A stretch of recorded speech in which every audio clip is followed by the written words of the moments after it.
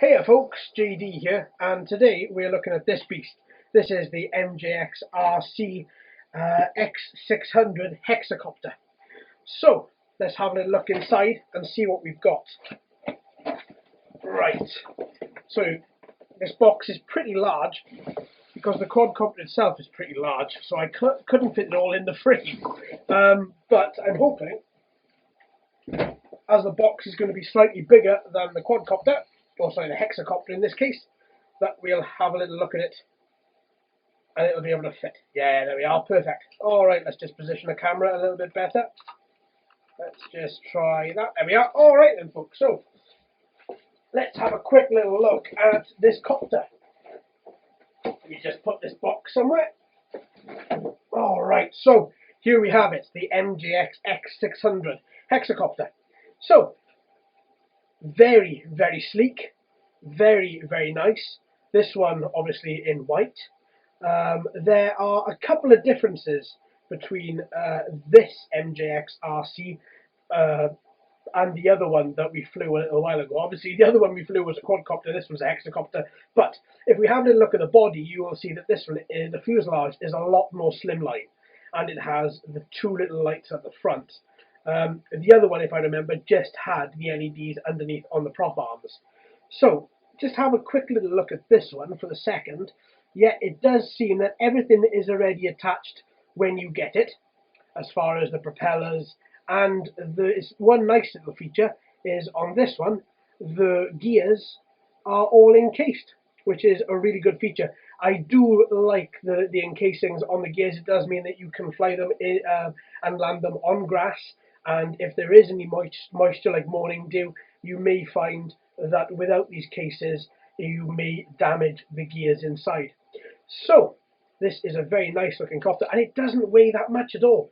It's really quite light, as you'd expect. So as per a lot of MJX's copters, as you will see in the back, the battery is completely encased just in here, and you've got a couple of leads here in which you will plug into the battery, these two here, and that one there you will use for charging.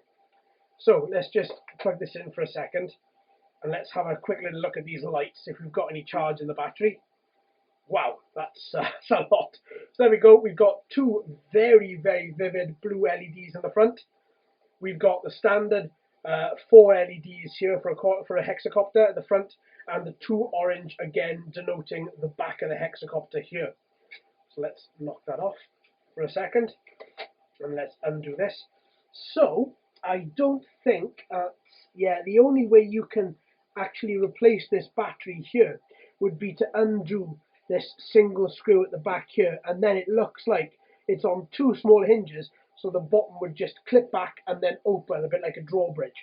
As standard, obviously this doesn't come out, so be very careful if you do want to replace the battery, or if you do want to fly with a second battery. Okay, so that's the quadcopter itself. Let's have a quick little look and see. Okay, so the battery is rated at 700 milliamp hour and comes in at 3.7 volts. That's a standard voltage, anything under 5 volts. 3.7 quadcopter manufacturers like to use because you get a standard 45 minutes to an hour charge off USB. So that itself is pretty standard. That's pretty good. So let's put this to one side, just slightly out of the frame there, and let's have a little look at what else came in this package. So underneath you're going to have the transmitter, and then held on by some sellotape you're going to have a couple of accessory bags. Right. So one accessory bag being 6 spare propellers, the other accessory bag being, let's have a look, let's open this because there's quite a lot in here. So in the other accessory bag you get the charger, standard USB cable, and standard little 3-pin adapter there, just to plug in directly into the battery. You'll get a nice little Phillips screwdriver, and you'll get these two little contraptions here. Now these two should just push in to play, yeah, when it comes, yeah, there we are. Let's just make sure they're in properly. Okay, so these do take quite a bit to push in, so you may feel as if you're going to break it, but that's not the case. Okay, there we go. So yeah, as you will notice there, the transmitter as standard did not have these analog sticks attached. So inside the accessory pack, the analog sticks are there. So just a quick little push in and they're attached. And there's also one other one as well. So let's keep this nice and tidy. Let's put the screwdriver and the USB cable back in the bag there. And there's one other one, which contains the skids, the landing skids, and the propeller guards as well. Okay, so now I just put that box to one side. Let's have a little look at the skids and then attach them onto the hexacopter. It's quite strange actually trying to say, making sure you say hexacopter when most of the ones that you do are all quadcopters. Okay, so in with the propeller guards and the skids, there are some loose screws. Don't know if you can see them there just in the corner. Be very careful when you take the landing skids and propeller guards out, because the little screws, I don't know if you can see, oh, actually I just lost it in my hand. There we are. I don't know if you can see, but in the palm of my hand there, that's a little screw.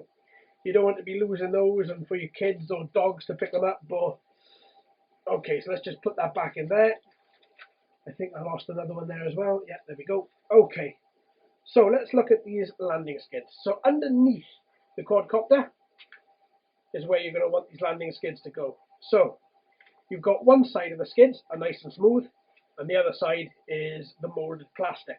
What you're going to want is the nice smooth side to be sticking out when attaching the skids, so it looks something like that. Okay, now these skids are unlike any other ones I think I've ever put on, because normally you get a nice little flick, a little 45-degree angle to the skids, and then it comes back down, so the skids themselves almost look a little bit like a bent S shape. With these, they're pretty straight, so they do remind me quite a lot of the DJI Phantom in their design. But it does mean that when the quadcopter is on the floor, it does actually stand up quite high. It's not as, the profile isn't that low, which is good.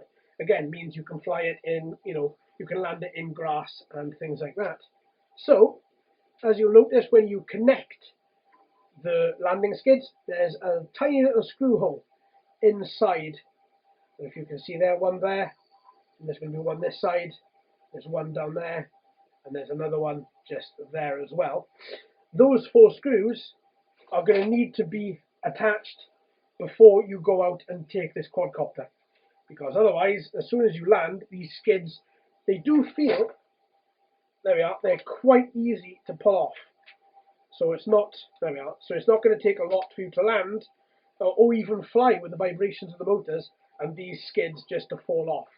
So rather than losing a part of the quad, oh sorry, the hexacopter, we're going to just screw these in. Now this is quite tricky if you're someone with large hands like myself. So let's, and the screwdriver that it comes with, the tip is not magnetic, but fortunately it does have a good tooth on the end of the screwdriver here, so it does attach itself to the screws quite nicely. So there's the first one in, and we're going to finish off this second one. There we are, that's screwed in. Okay, perfect. So don't do them too tight. As with all screws, just thumb tight, and then what I do is just thumb tight and then a little half a turn extra just to be on the safe side. And obviously that depends on the thickness and type of plastic that you're screwing into as well. So here we go. There's that one. And then the final one, which is here.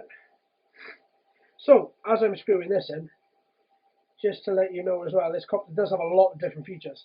some of the features including one button return. Oh, hang on. Oh, give me a second. Okay, so yeah, so you do have a couple of features with this copter.